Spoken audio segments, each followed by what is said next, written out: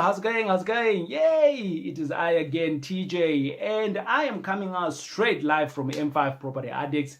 And we do this all the time, talking about properties. And I enjoy talking about property because this is the business, or should I say the vehicle that I have chosen as my financial freedom. I didn't just start off by, buying properties. I started off when I was employed. And I used to work for a bank, and with that, I used to travel throughout Africa. And out of it, I was trying to figure out how best can I also be earning more money without, like a lot of hassle. So I tried out a couple of things, and all of these things are in my book that is called From Bad Debt to Property Mogul. I even lost some money as well along the line. But if this is something that excites you, now is the time for you to subscribe because, we talk about all of this all the time. And whenever we are going to be having a next video, instead of you missing it out because you like this kind of information, you get a notification and you will learn a little bit more. The more you get educated, or should I say, the more you learn, the more you will earn as well. It is so true. Back in the days, I knew nothing about property, but I consider myself a little bit of a mini pro. Obviously, I am still learning. There is so much to learn. However, today I want to jump on to talk about how to manage your investments via the phone. Yeah, you can do that and you can still make some good money out of it. So a lot of us, we think that, well, you don't want to go into a property all the time to check what's happening and things like that. Well, I'm here to tell you that in some investments options, yes, you can do it, right? And we're going to be talking about them on this video here. So I'm going to talk about three strategies where you can literally manage the entire investments via the phone. And I have seen other people doing this. I've got friends who are doing this, and in some of it, I am doing it. And if this is your first time being here, my name is Taurai Jack, and it's great having you around. Right, the first one that I want to talk about is something else that has been kind of like overlooked in the last couple of days because of COVID, but it is making a strong comeback, and that is called Airbnb. Let me tell you Airbnb. So if you have never heard anything about Airbnb, they have a website. So a website where everyone else, if you're a landlord, you can you can join them and load your property. And you don't need to have like a big property. You can even have like even a spare room. You can even have a tent at the back of your yard. You can even have a cave, for God's sake. If you do have a cave, you can put it on Airbnb. You can even have a caravan, yeah? And with all of that, you put it onto Airbnb, and Airbnb, they also have an app, right? So take an example now, you've put in your property, your spare room, and you're going to be charging this spare room now on festive seasons. You are charging it for, let's say, 1,000 Rand, right? On this 1,000 Rand, now Airbnb is going to start doing its job, which is advertising to all the people out there.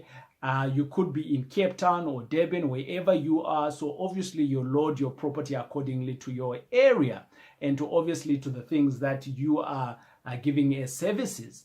Obviously, you also need to look into these other areas. What are some of the other services that the other guys are giving? Are they giving laundry? Are they giving Wi-Fi? Are they giving free breakfast? And all of those things. Where there is no competition, obviously, you can see, depending on the value of the money, what you're going to be giving and what you're going to be getting back. So on your 1,000 Rand, there you are. You get a tenant like me, someone who's going to jump onto online and say, ding, I would like to rent. There will be a communication that will come through from online as you as the tenant, the guest, they call them, and that ping is going to go to the landlord. Or should I say they call them the hosts, right? Because in some cases, you actually don't need to own the property for you to become a host. And that's another video that I have done, and that you can basically jump in and look at it and see how best you can make money with Airbnb without owning any property at all, right? It can be done. I know a couple of people who are doing it, and so you can do it as well, right? Entry level, that's kind of thing for me, right? But speaking about now, how do you actually now manage this on your phone? Very simple. That ping that I spoke about, guess where the message is going to go? On someone's cell phone.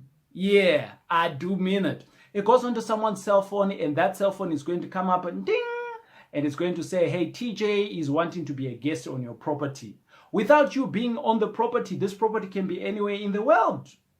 The only thing that it needs, the only condition is that obviously someone needs to welcome them, or they need to have access to the property.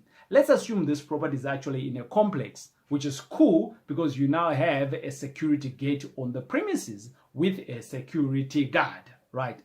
And for some other cool hosts that I've seen, what they do is that on the front door, they give a remote pin controlled access.